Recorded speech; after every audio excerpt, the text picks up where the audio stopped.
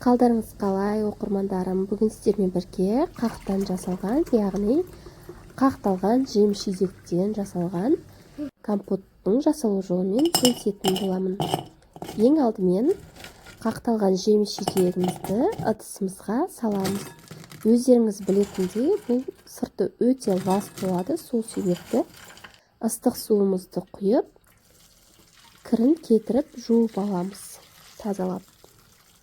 Артынан мұздай сумен 2 рет жақсылап шайып аламыз. Өздеріңіз көріп тұрғандай, өте тап-таза болып жуылды. Енді қайнап тұрған суымызға жаңағы жуылған жем-шидектерімізді салып, 15-20 минут шамасында жақсылап қайнатып аламыз.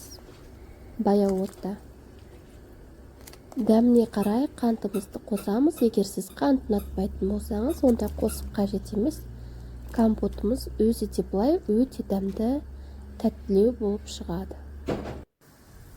Достар, қазақша контенттің дамуына аз да болса өз үлестеріңізді қосып, арнама тіркелмеген болсаңыздар тіркеліп, лайк басып, өз ойларыңызды қалдыра отырыңыздар. Алдағы уақытта тағы да керемет рецептермен бөлісетін боламын. Және үстіңгі жерде мен өз инста парақшамды қалдырдым. Сол инста парақшама да тіркелуді ұмытпаңыздар. Осымен біздің компотымыз, яғни сусынымыз дайын болды. Міндетті түрде жасап көріңіздер.